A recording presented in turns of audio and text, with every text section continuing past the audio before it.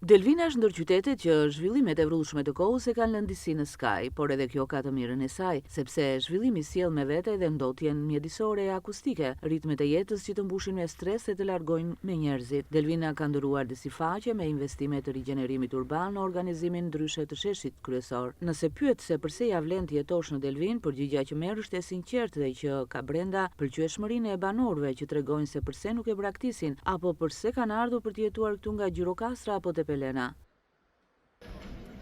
Për një farë ngrohtësie më ndryshe.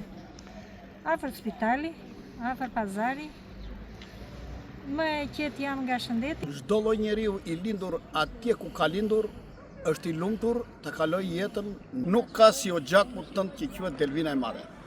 Ka 5-6 hotele këtu në Delvin.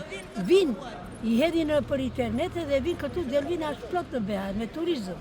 Plot, dhe pak punë do dhe një ndim do dhe nga qeveria. Mirë si Delvin vetëm të kishte vende pune, të punoni. Unë nuk e ndroj, unë vetë jam Gjirokastrite, po ka më dëmsi për Delvina. Të na vinë, me turista, me të tërë të vinë të na vizitojnë, se është vend shumë i bukur, shumë i qetë. Ka gjëra shumë të mira. Vetëm duam një çik gjallëri, të kemi punë. Mësuesi pensionist i lidh arsyet e lidhjes së tij me Delvinën edhe me historinë dhe kohrat kur ky qytet ishte sanxhak dhe kryeqendër edhe për Sarandën. I kucakote fëmijët në Tiranë, por thotë se ëndrat i shikonte me Delvinën dhe delvinjotët. Park është i pastër, për natyrën e bukur, për njerëzit. Sado pak janë larguar dhe një tjetër, po janë dashamirës, vën me njëri tjetrin.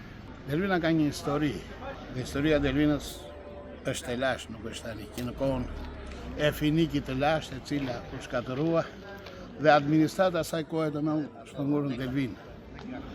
Periudhën e mesjetës, kohën e perëndimit osmane ka qenë sanxhak. Ka pasur një artizanat tepër të zhvilluar. Që nga lagja e Krishterë Matan, e deri te qendra këtu, që fatkeqësisht nuk ekziston asgjë nga jo shumë pak po gjëra, do të thënë se u shkatëruan nga sistemit të kaluar. Për moshën tonë, Delvina është shumë e qetë. Ne mosha e pensionistëve relaksohet në Delvinë. Në pjedestalin e merituar janë vendosur busti i kryeministrit Sulejman Delvina, që ky qytet i dha Shqipërisë më 1920 dhe portreti i artistes së dashur delvinjote, të paharuarës së skenës dhe ekranit Hajrie Rondo. Dhe nga qytetarët është shumë i vlerësuar ky fakt. Në çdo ditë të tyre, ata ndjehen të mbështjellë nga historia dhe të relaksuar nga e sotmja.